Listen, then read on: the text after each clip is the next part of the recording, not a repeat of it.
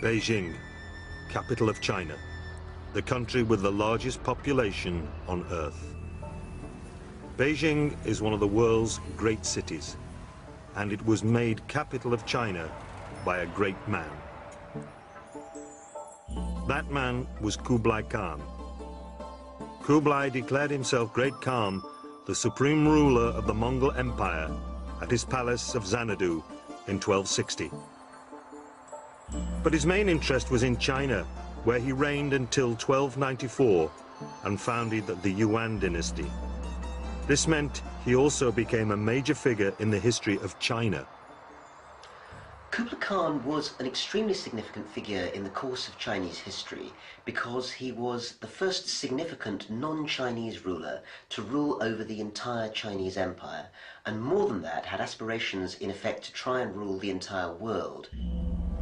Kublai Khan was the grandson of the legendary Mongol warlord Genghis Khan, who carved out a vast empire across Asia and the Middle East at the beginning of the 13th century.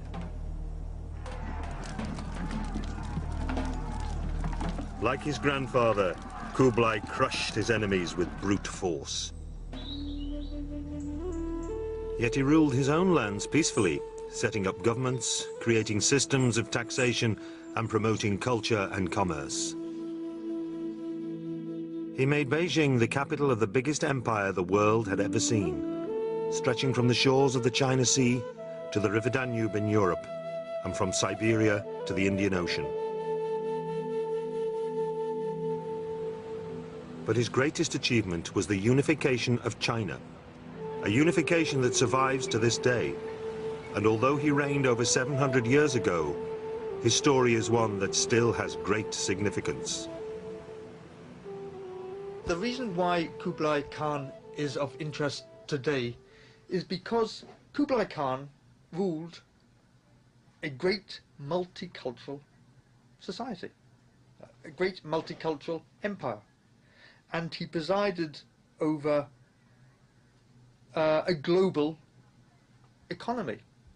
And this was globalization in the Middle Ages. And again, his empire incorporated many, many different cultures and peoples, and he was able to unify them, bring them together, and do so successfully. So Kublai Khan was clearly a man of vision. But what else do we know about him? The Venetian traveller Marco Polo, who lived in Kublai's court for more than 20 years, described him as a man of middle height with a figure of just proportion and a face that was somewhat red, which may have resulted from his love of food and alcohol. But he was also capable of extreme violence, barbarity, and cruelty. He carved out his great empire with one battle after another, and even though his military career started quite late in his life, his skill in combat was second to none. But there was another, very different side to his character. Throughout his reign, the wise Khan, as he was known, courted the most sophisticated, intellectual, scientific, and artistic minds of the day. And he was very practical, recognizing the benefits that freedom of trade and effective taxation would bring. In terms of practical changes, one of the big things that you would have seen if you lived through his rule was a massive increase in public works. For instance, China's canal system was increased during his time through massive use of forced labor. This meant that grain and other important agricultural goods could be transported up and down the country much more conveniently, without having, for instance, to use the often slightly dangerous and pirate-ridden seas on the China coast. Another innovation of the period, and one that would have great significance later, was the introduction of paper currency, banknotes. To understand the full significance of this, we need to know more about the Mongol culture that Kublai Khan came from. Kublai's grandfather, Genghis Khan, was one of the most violent men in history. In just 2 decades in the early 13th century, his forces carved out the biggest empire in world history. The Mongolian tribes he led originated from the steppe grasslands in the shadows of the Altai Mountains in the southwest of the modern state of Mongolia.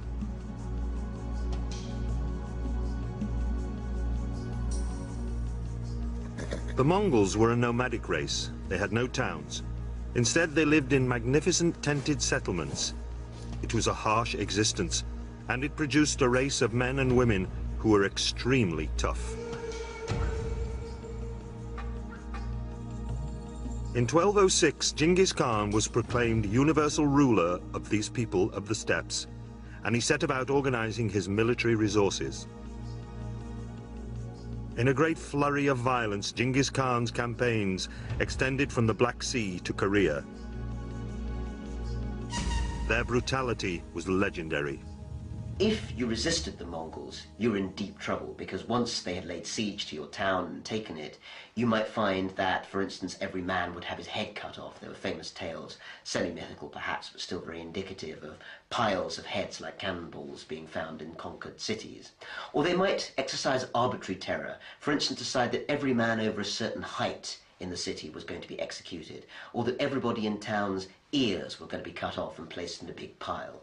And it was well known also that by surrendering you could avoid these sorts of horrors. Therefore, the Mongols managed through psychological terror and rumours of how brutal they were, often to force cities to surrender without even fighting, because they were afraid of the alternative if they actually tried to resist.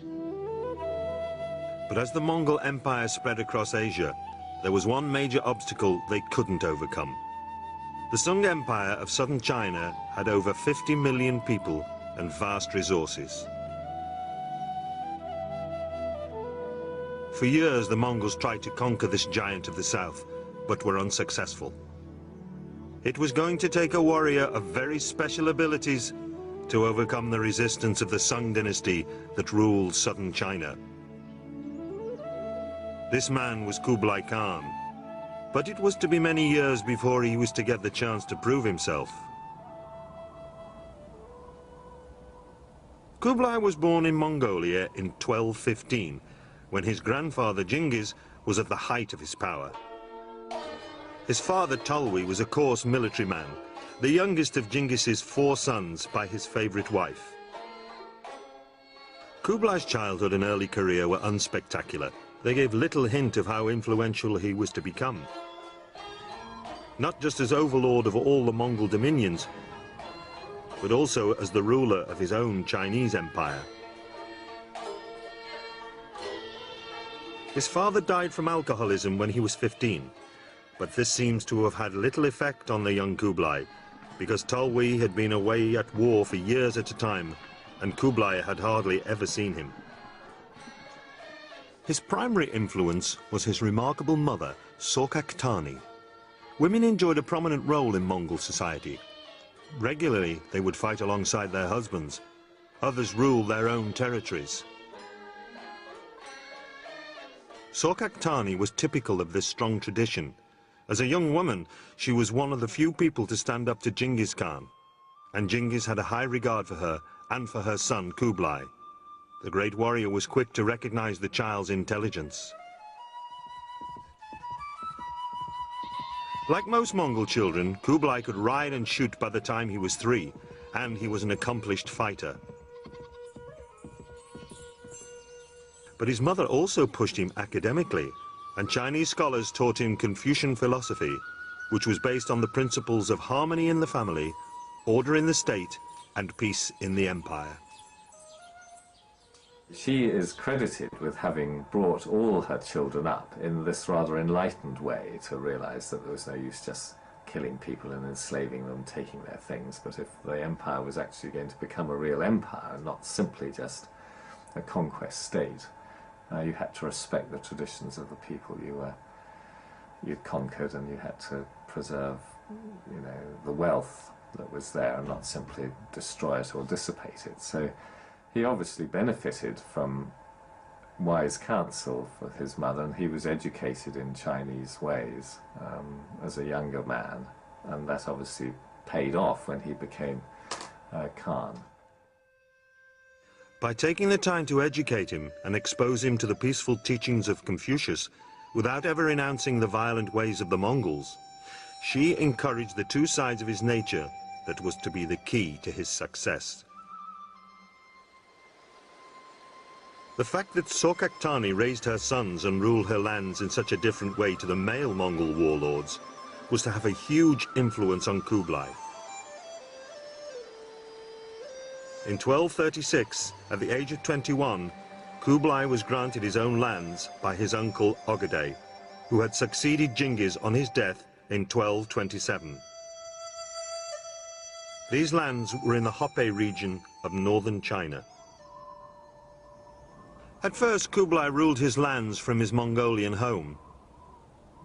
He left day-to-day affairs to local officials, just like other Mongol nobles, who had little interest in everyday issues at local level.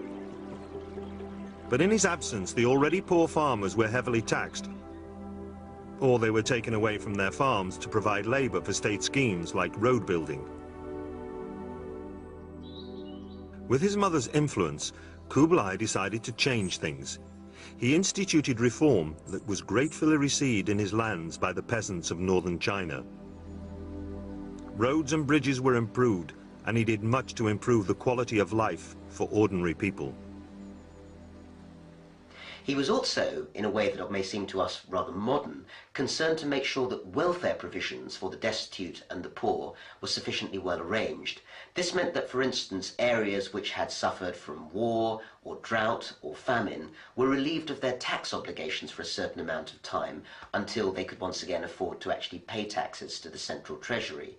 And instead of paying taxes, quite often they were given either food or monetary subsidies by the central government to make sure that they got themselves back on their feet. So from an early age, Kublai started to show the qualities of an enlightened and progressive ruler. He extended the Mongol postal system, which was the most advanced in the world. This opened up the area to trade and ensured that his messages reached the most remote areas. But back in the Mongol capital Karakorum, the more traditional families distrusted Kublai and his mother. They thought they were selling out and becoming too much like the Chinese merchants who the Mongols had always robbed from in the past. What is clear is that even at this early stage in his career, Kublai was setting the pattern for the way that he was going to rule. One of the most significant things was the fact that he didn't work alone. Instead, he would always consult a wide range of advisors. Quite often when he didn't necessarily understand an idea, whether it was about warfare or about governance, he would show no embarrassment in calling in advisors and actually asking them what he should do. And interestingly, one of the most important influences in his life was his favourite wife, Chabi, who in fact advised him not only on his path to conquest of China before he actually got to be the emperor, but also about good governance while he actually sat on the emperor's throne. Kublai had married Chabi in 1239, and their first son was born a year later. She encouraged men of the arts and science to come to the court to debate with Kublai, and seems to have been a moderating force on him. Kublai relied on Chabi throughout his life for support and guidance. In later years, her personality, practicality and interests would influence the fashions and trends of an empire. But Chabi wasn't his only wife, because Kublai was a Mongol, and this was a culture in which Khans traditionally had 4 wives. Kublai was no exception, and ultimately he had 4 households and a magnificent harem. But as an ambitious young man, Kublai had more important things on his mind, especially when his brother Mongke was elected Great Khan after the death of their uncle Ogadai in 1251. This was the opportunity Kublai had been waiting for. When his brother became Great Khan, Kublai's wealth and standing rose overnight as he was granted new lands in northern China by Mongke. What Kublai needed now was the chance to prove himself as a warrior. This was vital. Throughout Mongol history, military success was the key to being seen as a strong leader. His opportunity came when Mongke decided to finish the campaign his uncles had started against the southern Sung Empire.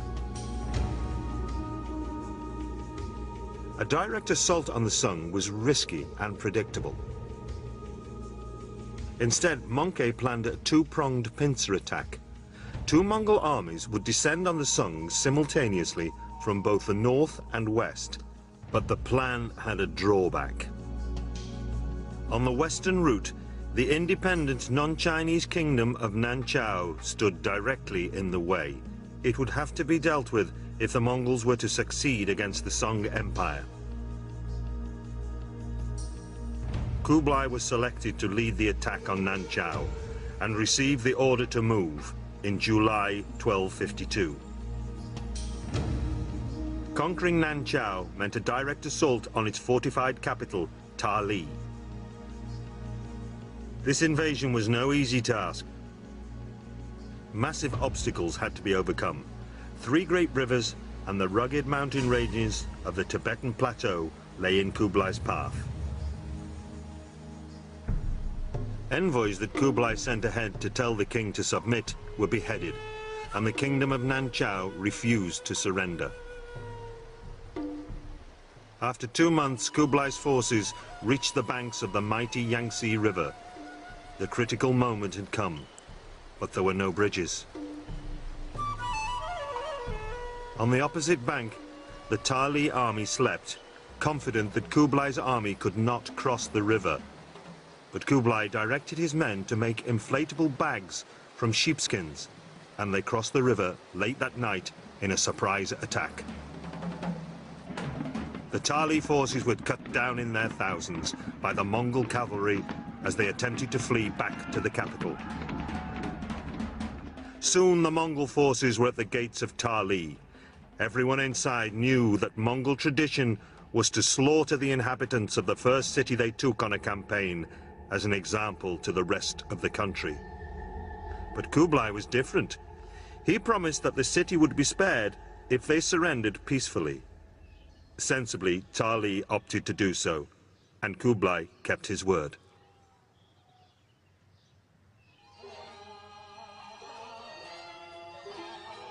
Victorious, Kublai returned to northern China and began to build an impressive new capital city. Called Shangtu, it would be built Chinese style in the lands between Mongolia and China.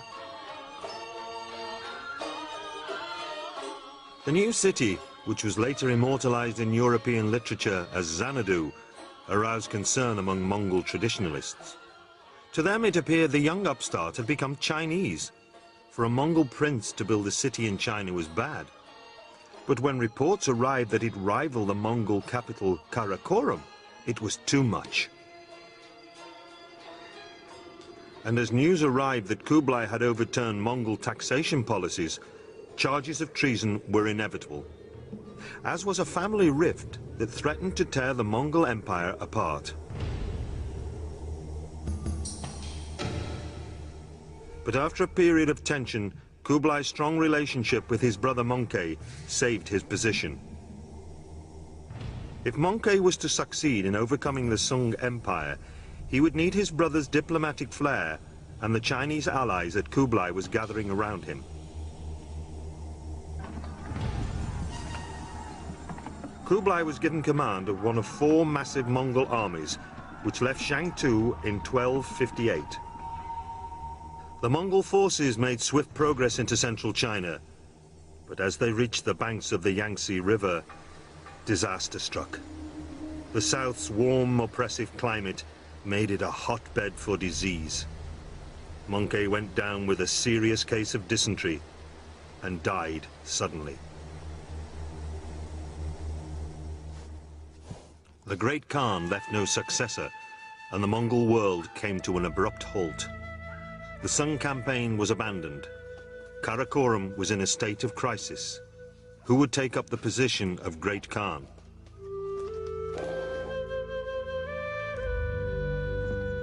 From the 4 corners of the Mongol Empire, nobles came rushing to Karakoram. But Kublai wouldn't turn back. It had taken him years to reach this point, and he thought that with more of southern China under his control, he would have a greater power base than any other Mongol leader. a final conquest of the lands that had eluded his father and grandfather would impress upon the noble families his military prowess and suitability for the position of Great Khan. So Kublai tried to finish the Sung off before he returned north. He continued to fight for 2 months, severing the Sung's main supply line along the Yangtze River. The Sung were in panic. They had been taken by surprise in the initial attacks and were in real danger of a complete collapse. But Kublai couldn't capitalize on his position because back in the Mongol heartland there was turmoil. Kublai's wife begged him to return to the north to face the possibility of civil war, despite the chance he had of smashing the Sung once and for all. The threat in the north was coming from the youngest of Kublai's brothers, Arik Bok, who had remained at the Mongol capital, Karakoram. So there were two rivals, and it was important to understand what these two rivals represented, because Arik Bok was a Mongol of the old school. That's to say, he wanted Mongol rule to carry on in the way that it had always been. He wanted the Mongols to be based in the steppe, which was their traditional homeland, to carry on a sort of a conquest state, which means that they were conquering, plundering, ruling really as outsiders in a way, just dominating the areas that they conquered. But Kublai represented a rather different approach by now. He'd already been in China some years, and he had the resources of a great sedentary civilization behind him. You know, he was the most important figure in what was then just the province of China, the part of the empire. But many Mongol families didn't like these new ways of Kublai and his love for cities and Chinese culture. They saw in Arik Bok a chance to bring the Mongols back to their roots by opposing Kublai. So a secret council was convened and a rebellion planned. Those who rose up against Kublai included the late Möngke's sons, his widow, and the grandchildren of the former Great Khan, Ogadai. It was a formidable alliance. They declared Arik Bok the next true Great Khan and began to march on Shangtu and Chengtu, the old capital of northern China, both vital cities in Kublai's domain. Kublai's wife, Chabi, and his advisors sent messenger after messenger, impressing on him the danger of Arik becoming Great Khan. Kublai finally had to give in to their pressure and rode north, back over the territory he had fought so hard for. He garrisoned Shangtu and went into discussions with his favored advisors on what to do next. It was a critical moment in his life.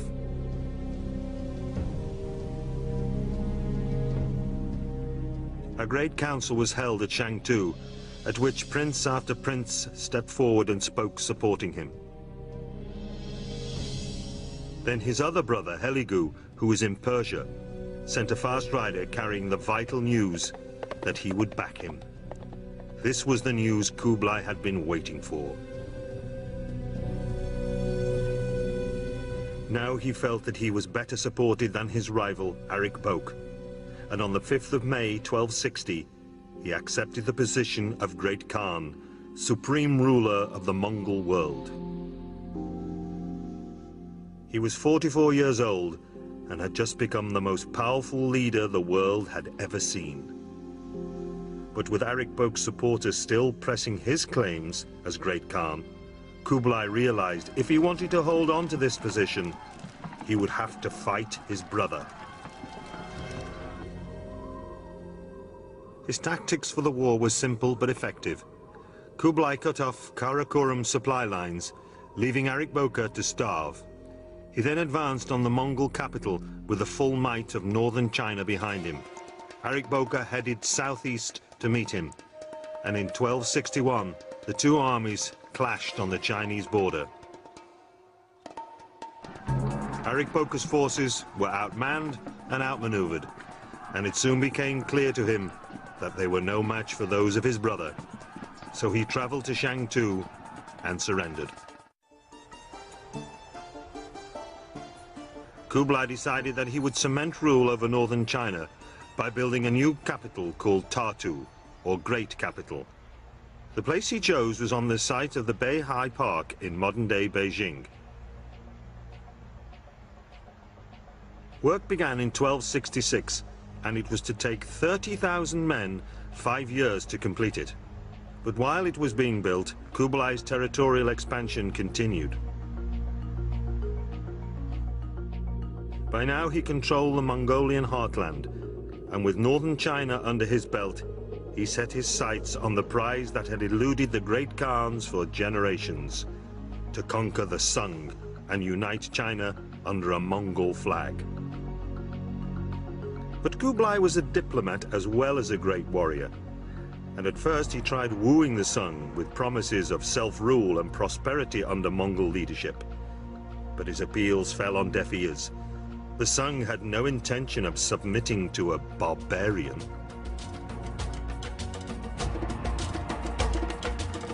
In 1265, skirmishes erupted into full-blown battle. It was now that Kublai realized just how tough a challenge he had set himself. His armies had to thrash their way through the humid, enemy-infested forests of the south. It was a great test of Kublai's skills as a military leader. Kublai Khan, as a military leader, was both bold and daring.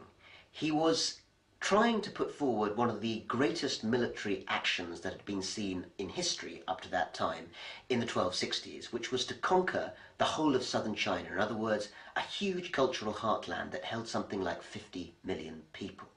To do this, he was clearly going to have to use a variety of tactics, not all of which would have been very obvious to someone like him who came from a northern Asian nomadic background. One of the things he had to learn was how to deal with a completely new type of combat, marine warfare. The Mongols had never been a seafaring race, but Kublai recognized that he would need a navy to stop the Sung from being able to supply its army from the South China Sea. Kublai's forces captured 150 Sung boats in a raid on the coastal town of Tiaoyushan. Using the captured ships, Kublai set about transforming the Mongols into a formidable naval power. It was this sort of bold innovation that set Kublai Khan apart as a leader. The Mongols took to battle on the waves with astonishing speed. By 1268, Kublai had himself a navy, and on land, his armies rampaged southwards, capturing town after town. By 1271, as Kublai's armies swept all before them, the construction of his grand capital was completed. The wall of Tartu was 20 miles in circumference and was split into two areas. The inner wall held Kublai's ornate imperial city. Inside the outer wall lived the officials and scholars of the court. The ordinary people lived beyond the outer wall. The Forbidden City, which was built later in the Ming dynasty, now stands on the site where Kublai wined and dined his court in lavish style. At Tartu, Kublai lived in the lap of luxury, with attendants and beautiful concubines on hand to service his every need. Following the traditions of Chinese rulers of the past, Kublai proclaimed himself emperor and founded a new dynasty, the Yuan dynasty. He chose the name Yuan as the name of his dynasty very cleverly. Traditionally, the Chinese had named their dynasties after a place or a town from where they originated. Now, Kublai did not do this. Obviously, if he had called it after Mongolia or a Mongol name, this would have annoyed, this would not have gone down well with the Chinese. They're very nationalistic. So he chose the word Yuan. Yuan in Chinese means origin. So it was a Chinese word. In addition to this, the word Yuan occurs in the I Ching, the Book of Changes, Book of Divination. In the I Ching, it means origins of the universe. So this was a powerful name he chose for his dynasty. But on the military front, there was a setback. At the banks of the Han River, his army came to the impregnable cities of Xiangyang and Fancheng. Beyond the great fortresses lay the Yangtze River and the heart of the Sung Empire. It took Kublai's forces more than 5 years to break this last bastion of Sung resistance. Then, as Kublai's troops crossed the Yangtze, more and more commanders switched to the Mongol side. In the Sung capital Hangzhou, the royal family were frantic. The Sung emperor at the time was only 4 years old. Affairs were handled by his aging mother, and in 1276, the Empress Dowager finally admitted defeat. The Sung leaders were taken as privileged prisoners to Kublai's court, but the 4-year-old emperor was spirited away. So Kublai sent his forces in pursuit.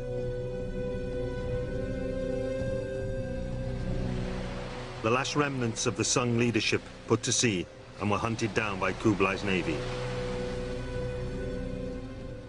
The last that was seen of the boy emperor was in the hands of a Sung admiral, who jumped into the sea with him, declaring, "The Sung emperor chooses death rather than imprisonment." It was now 1279. 70 years of on-off warfare with the south was over, and the whole of China was in Kublai's hands. After defeating the Sung, Tartu became the capital of all of China and would remain so right up to today. One of his first priorities was to improve communications between north and south. To do this, Kublai employed 3 million laborers to extend the Grand Canal to carry grain from the fertile south up to the imperial city. Kublai could now draw on the resources of the most advanced nation on earth. The Sung led the world in the quality of their goods, and their busy trade routes would make Kublai one of the richest men on earth. The Mongol Empire now had the largest army in Asia, the largest fleet, the most prosperous people, and the largest city on earth, Hangzhou. It was a spectacular achievement for Kublai, and it cemented his position as Great Khan. Kublai treated the deposed Sung royal family well, and he told his forces he would not tolerate any looting of the south's riches. Kublai knew he would have to win over the people of the south if he was to lead a united China. To do this, he ensured that South China would receive the same help towards recovery from war that the north had. He introduced schemes to help with economic growth and agricultural development. Kublai Khan realized that the constant warfare which China had suffered in the decades before the establishment of his own dynasty had seriously disrupted agriculture. And of course, in a large farming-based society like China, this was a great disaster. It could cause disruption, famine, and all sorts of social upheavals. Therefore, he made a very active and successful effort to try and reform the way in which agriculture was carried out in China. He also treated the Sung nobility well, letting most of them keep their land. Anyone who had surrendered was pardoned, and the different religious groups were treated well. In fact, in religious affairs, he was tolerant of different beliefs all through his reign. Buddhists, Taoists, and Muslims all had a place in his kingdom. He employed many Muslims in his court, and Muslims considered him sympathetic towards them. The same can be true of Buddhists. The Buddhists liked him, and the Buddhists considered him one of their own. And the Confucians had great respect for Kublai Khan. Kublai Khan made a point of having Confucians in his administration. Amongst his closest advisors, he had Confucians, and he encouraged the reading of Confucian classics and whatever. So the Confucians were very happy with Kublai Khan as well. So in many ways, he was everything to all men. This was particularly true for merchants. Kublai improved their status and introduced measures to generate trade throughout the land. As a result, they turned his kingdom into a global center for trade and commerce. Traditionally, merchants had been looked down on by the by the Chinese, especially the Confucians. Under Kublai, their status was raised. They were called autark, and merchants and trade was encouraged. This was a boom time for merchants, and certainly under the Mongols, their status was considerably raised. As the Mongol court became increasingly business-minded, it brought the whole of Asia an incredible period of prosperity. Traders from as far afield as Venice, Germany, Indonesia and Persia all came to take advantage of a great flowering of new ideas in art and technology. Kublai himself became a patron of the arts, and Chinese painting, ceramics and theatre flourished. It seemed Kublai the warrior had turned himself into a civilized, cultured ruler. He recognized that for stability to follow on from his successful conquest, he would have to be seen to be ruling justly. A just legal system in the Chinese style was the bedrock of the stable situation Kublai had in the north. So he implemented the same ideas in the newly won Sung lands. This came as a great surprise to the administration there, who found Kublai a wise leader who truly loved his subjects. As a leader, his attitude to the poor and the peasants and agriculture was perhaps unexpected. He was sympathetic to the peasants and the poor of his empire. It's often been said that the peasants suffered under Kublai Khan, that conditions were very harsh, were bad for them. Well, I think it's true to say that for peasants it made very little difference who controlled them. Conditions were hard, whoever was in control. But under Kublai, he at least seemed to be sympathetic to their plight. He made arrangements for them. For example, he had central stores of grain set up, so when there was drought or when there were shortages, he could avoid starvation. To encourage a sense of easy transition, Kublai made sure he ruled with a system that would be familiar to the Chinese. He organized a secretariat which was in charge of civilian issues and a privy council which dealt with military matters. Each part of the government had branches in the provinces to make sure the Khan's orders were carried out. But his implementation of so many Chinese laws and Confucian ideals of peace, order and harmony diluted the Mongol way of life to the point where his grandfather, Genghis, would no longer have recognized it. Kublai Khan is an intriguing figure because he's one of the rare figures in history who managed to, in effect, overcome his background and actually become a very different sort of person.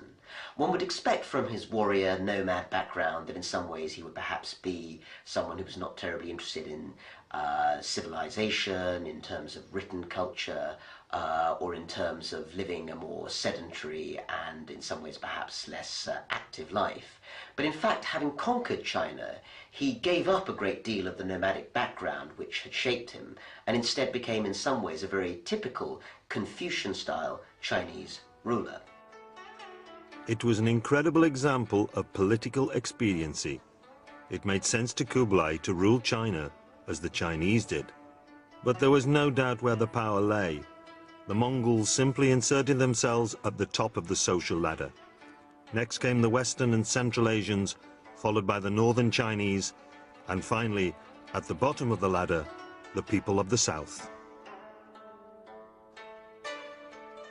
Kublai had reinforced a way of life which promoted an agricultural and city-based civilization, and it had been a resounding success. But he was still a Mongol at heart, and he craved new conquests. Most of the kingdoms of Asia paid tribute to Kublai in order to maintain some level of self-control. They knew there was little point in opposing the massive war machine of the Mongols.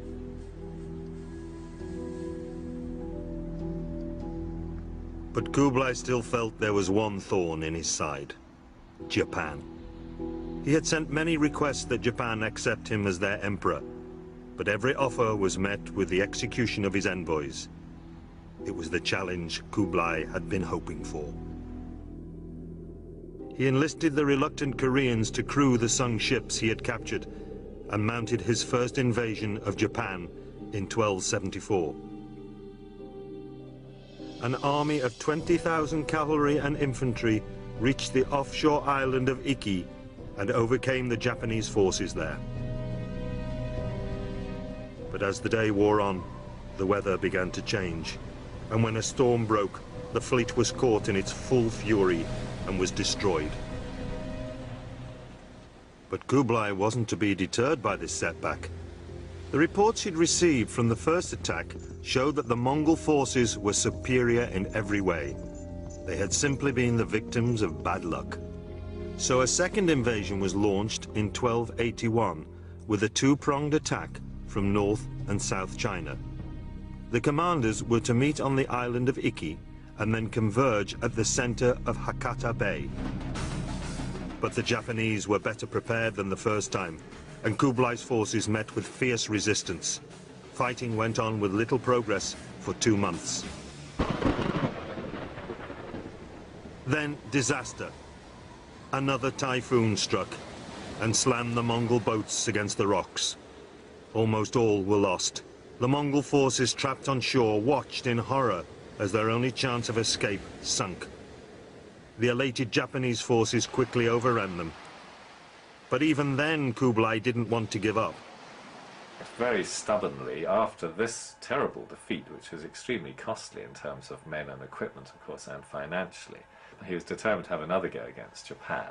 But fortunately, on this occasion, he was just so completely put off it by the advisors and the other military people in the government that it was called off. But I think that shows that maybe his judgment wasn't so good, and it shows that perhaps he was rather anxious to fulfill the ideal image of a great Mongol ruler still, which is very much of the conquering hero, the conquering military chief. And of course they were running out of neighbours to conquer. But after this second defeat and the advice he was given, Kublai decided to abandon his military campaigns, and he began to get more and more involved in the decadent pleasures of court life. On feast days, 6,000 people could be fed in a single sitting at his palace in Tartu. But then, in 1281, tragedy struck. His beloved Chabi died, followed 4 years later by his son and heir, Chenchin. It was more than Kublai could bear. He was grief-stricken and never recovered from his loss. And it's notable, in fact, that his rule began to decline in many ways in the last decade or so of his life after Chabi died, and he became, from reports that we have of the time, somewhat morose, inclined to drink very heavily. He ate too much and became very obese, and in some senses seemed to almost lose interest in being that kind of very fulfilled, very active ruler that he had been when he had that favorite wife at his side. But by this time, he hadn't only lost his wife. The trusted advisors that he had gathered around him long ago had also died of old age. A new generation of Chinese and Muslim advisors were in court and had become corrupted by their power. But Kublai was increasingly preoccupied with pleasure, leaving the bulk of minor decisions to his court. Kublai's final years were spent in isolation. Increasingly, he consoled himself with alcohol and food, and he became fat and ill with gout. By 1294, Kublai had withdrawn from public life and lost his enthusiasm for the celebrations he once adored. The court at Tartu, once a place of merriment and excitement, became gloomy and depressed. In February, when he was in his 80th year, old age and over-excess finally got the better of him. The great Kublai Khan died alone in his palace. Kublai's great hope had been that the lands he won would stay in Mongol hands forever. But this was not to be. Chinese rebels rose up and reclaimed their nation. the once mighty Mongols fled Tartu, and the Ming dynasty was born. The Mongols were assimilated into the new dynasty, and their star began to fade from Asia. But this doesn't detract from Kublai's achievements. To understand the scale of what he accomplished, we have to appreciate where he had come from. He came from a nomadic, warlike people, the Mongols, who had never known a very settled kind of society, and managed to convert himself into the emperor of one of the greatest sedentary civilizations, Chinese civilization, that the world has ever seen. And he did so in a tolerant and cooperative way, rather than through sheer brute force, which is what we might have expected from his own background. From the days of his grandfather, Genghis, Mongol hordes had struck fear and terror into hearts and minds throughout Asia. But Kublai Khan challenged this stereotype. Tempering tyranny with tolerance, his regime brought a more civilized form of rule. This dynamic and forward-thinking leader turned his back on many Mongol traditions and showed that Mongols were more than savages or barbarians. Yet throughout his reign, Kublai never forgot his heritage. He remained a Mongol, and like other Mongol leaders, he embarked upon numerous military campaigns. His conquest of southern Sung China was a stunning victory. It was one that his warlike predecessors had never been able to achieve, and it ensured his status as a great Mongol commander. And the fact that China is still unified today is a direct consequence of Kublai's vision of completing what his forefathers had begun.